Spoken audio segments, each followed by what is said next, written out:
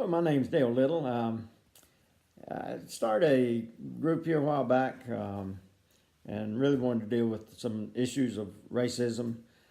Just never could get the participation to do it. I am presently as a missionary to Romania and relocated there, so I discontinued what I tried to do back in the States. And like I said, really just didn't have the participation. Tried to do a conference call, but this is a video I hoped I'd never really have to make anything like this. I don't like some of the things that I feel that I really need to say, that need to be said, that no one else is going to say, because of fear of being called racist ourselves, which I assure you I'm not. If you want to accuse me of that, then so be it. I've spoken out, and I've said this before, but I can't say it enough. I've spoken out against racism among people of my skin color as long as I can remember, about at least the last 35, 40 years since I've been teaching Sunday school and doing evangelism and whatever else. I have no use for racists, and I have no use for groups like the KKK and skinheads and the real white extremism. But what I'm seeing today is that it seems like almost everybody's ganging up, and the white race is fair gamed. We're the cause of all the ills in the world, not just the United States, but all over the world. It's we're somehow at fault for everything. And I will say, as I said one other time, more recently, that as long as we sit around and we point fingers at everybody else as being the problem, then we're never going to achieve anything. You're never going to achieve anything. And so, as long as the blame game goes on, that's the way it'll be. I'm really getting tired of having the finger pointed and saying that somehow I owe something to people who were never slaves, and I've never owned slaves. I don't even know if my forefathers did or not. Everybody in the United States, not even everybody in the South, owned slaves, even when slavery was big. But I saw this video. I think it was made about a year ago, but I just saw it recently, and it's this lady is supposed to be an ordained minister, but the thing she is proposing is just contrary to what the Bible teaches. Two things. The Bible teaches, first of all, and I think it's in Isaiah. I'm not sure exactly where it's found, but you can do a search and find it. But there's a statement where God told the nation of Israel, he said that, there's a saying that the fathers have eaten sour grapes and the children's teeth are set on edge. Well, the meaning of that, somewhat of a riddle there, was that, and it is explained in the scripture, that the children were not supposed to be punished for the fault or the sins of the fathers. That each person has to pay for their own sins, not somebody else's. And so here we are today, that we've got people wanting a generation of people that never had anything to do with slavery and want us to pay the price for it. The other thing is that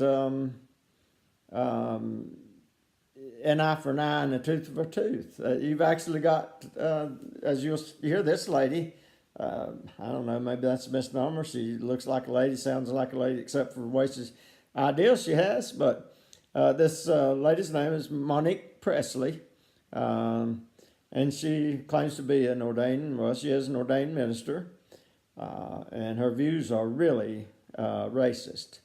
And what we have is people today trying to excuse the racism by changing the meaning and the definition of racism, where it excludes them, and so they can feel better about themselves. But they harbor the same racist attitudes as any white supremacist does. The only difference is that they say you have to be in power and a position to actually be racist. Well, once you gain the upper hand, if you ever do, then and where you do, and you're going to have to redo the definition of racism again, because then you will definitely, even by your own definition, become racist. But anyway, listen to the what this woman has to say, and we'll comment on that later as we go through it. Let's say you have one job and two people, and you make the decision, the deciding factor is the race of one of the people. One person is being hurt because he's the wrong race. Why is that okay? Because he's gotten 350, maybe 400 years of benefit. He has. Okay, I've been trying to get this video cut down to a shorter time, so I've redone this segment a few times. Let me hurry on. This lady's name is Monique Presley. She's supposed to be an ordained minister. She's also an attorney. Her idea of justice is all messed up according to biblical justice. And she's supposed to be a minister. She's more of an eye for an eye and a tooth for a tooth, Old Testament. And even the Old Testament, talked against that some. And she also goes by the old adage that was spoken about there in the Old Testament too, where it said, and God made the charge to Israel that some of you are saying that the fathers have eaten sour grapes and the children's teeth are set on edge. Well, what does that mean? It means, and it clarifies it right in the scripture there, that the children were paying for the sins of the fathers. And that's what she's proposing here. When you start proposing retribution and payment for past things that's done like that, and people today have to pay for something back then. Well, and they come up and say, well, you benefited, you're part of white privilege. Let me just say this, and boy, to my black friends, I can just say this like I do with everything else. If the shoe fits, wear it. If it don't, then I'm not talking to you. But we need to search our hearts. And it just gets tiresome of hearing this charge constantly and pointing the finger at white folks now as if we are the scourge of the earth and we're the cause of all the world's problems. They talk about colonialism and all that stuff, that everything we've ever done has been wicked. And so everybody, you've got people now wanting to undo everything that has to do with white people. You got Alexander Ocasio-Cortez wanting to, doesn't like what cauliflower because it was brought over here by white people. It gets ridiculous. But let me hurry on.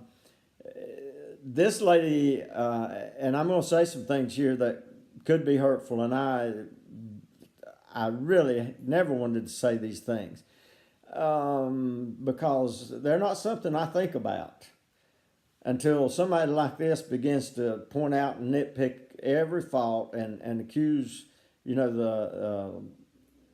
us old white men or white Europeans or however they want to describe us. We're kind of like African Americans, and blacks, and sometimes don't know how people want to be described, and white people described all different ways now too. At any rate, if this lady thinks she hasn't enjoyed some privilege, now it's a shame that the blacks that are here, many of them, ended up here due to slavery. I'll never be one that would say, well, you ought to be thankful that your forefathers were brought here slaves so you could be born here. No, but you might be thankful that you were born here, not the slavery part. But if you don't think that you benefited from being here in America, where these old white men got together centuries ago and set up this country, and there were some few blacks that was instrumental in that time also. But if you think you haven't benefited, maybe you need to go back to central part of Africa, where even today that there are some tribes that are cannibalizing the pygmy race there. And their excuse, and well, there's excuse, I don't know, there really is no excuse. The reasoning partly is, though, that they claim that the pygmies are half monkey and half human. Now, if I said that about any, black person or anybody else, I'd rightly be condemned.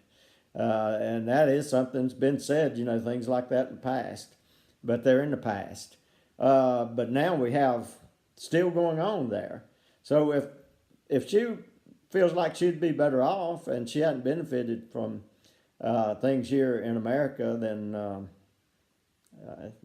I don't know how she'd be welcome in those places. But she could try it if she wanted to, if she felt like she'd rather live in that part. And, people accuse Africa being backward because of colonialism.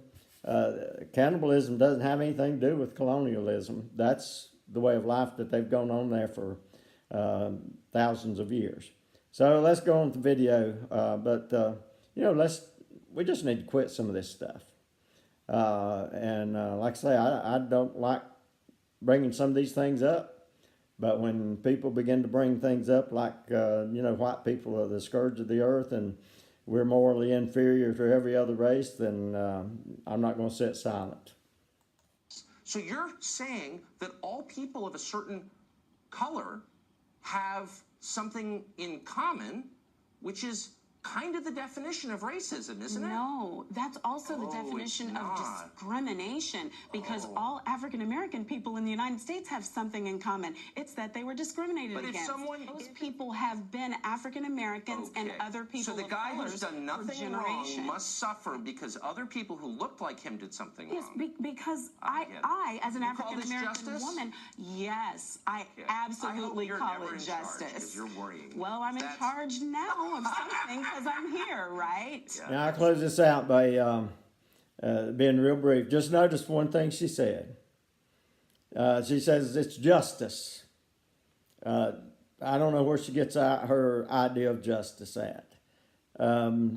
It's justice to make somebody else pay for somebody else's sin.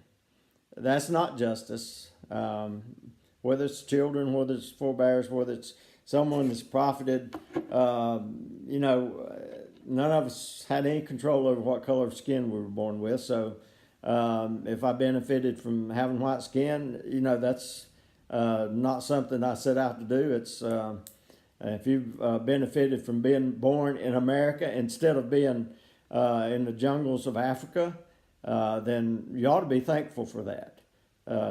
As I said before, no, you don't need to be thankful necessarily that your forebears were victims of slavery, but you probably ought to be thankful of where you're at right now. Notice that right at the end of the video, she says, excuse me, she says really smugly, I'm in charge now. Well, since the definition of racism has to do with power and being in charge, then I guess that makes her racist then. She's a certified racist, if that's the case. And I'll close with that. Thank you.